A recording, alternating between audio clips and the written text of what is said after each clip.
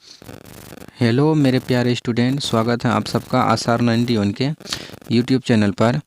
तो देखिए बच्चों, क्लास 10 का जो ऑफिशियल मॉडल पेपर है आप देख सकते हैं, उसका जो 5वां प्रश्न है सब्जेक्टिव का, उसमें है कि गांधी इरविन पैक्ट क्या था।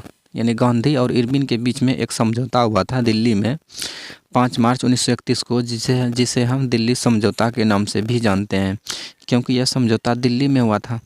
और गांधी जी उस समय भारत के क्या थे, समझ लो तो एक प्रकार का राष्ट्रपिता थे, अभी भी हैं, राष्ट्रपिता थे। और उस समय वायसराय जो बना था अंग्रेज का, अंग्रेज की तरफ से भारत का जो वायसराय था वो था लॉर्ड इरविन। कौन था? Lord Irwin. इन दोनों के बीच में क्या हुआ था? एक समझौता हुआ था, तो उनको दिल्ली समझौता भी कहते हैं। या तो इरविन और गांधी के बीच में हुआ है, इसीलिए इसको गांधी इरविन पैक्ट भी कहते हैं, क्योंकि पैक्ट का मतलब समझौता ही होता है। तो गांधी इरविन पैक्ट या दिल्ली समझौता, तो यहाँ पे क्वेश्चन एक ही रहता है बच्चों, आंसर सब एक ही रहेगा, क्योंकि दोनों एक ही है। ठीक है, तो देखिए अब हम चलते हैं प्रश्न की तरफ।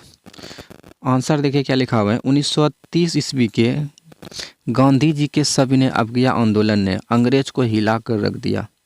बात सही है कि 1930 ईस्वी में जो गांधी जी ने सविनय अवज्ञा आंदोलन शुरू जो किया था, उसने अंग्रेज़ों को क्या करके रख दिया? हिला करके रख दिया, बिल्कुल रख दिया था। तब जा कर के अंग्रेज ने क्या किया?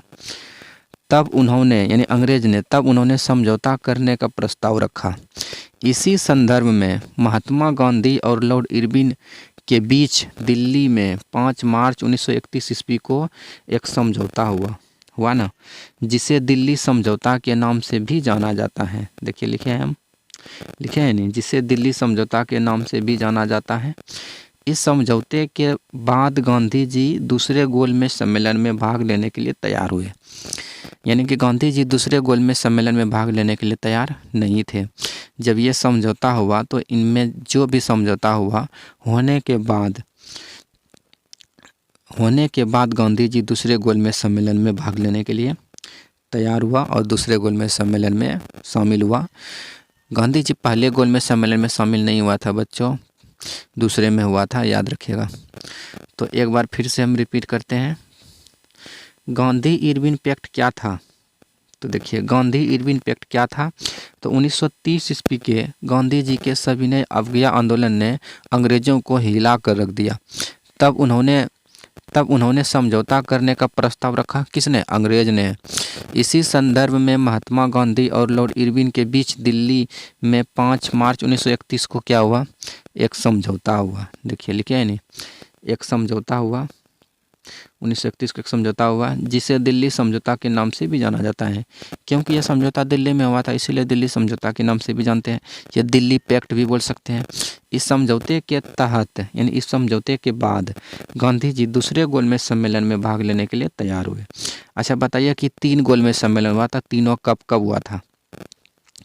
आपको दूसरा गोलमेज सम्मेलन का तो आंसर पता चल चुका है कि 1931 में हुआ होगा, पर तीसरा कब हुआ है बताइए।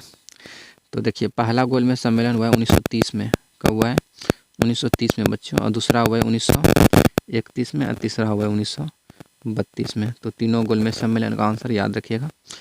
गांधी जी ने पहला गोलमेज सम्मेलन में भाग नहीं लिया है, पार्टिसिपेट नहीं किया है, दूसरा में किया है, तीसरा में किया है। ठीक है,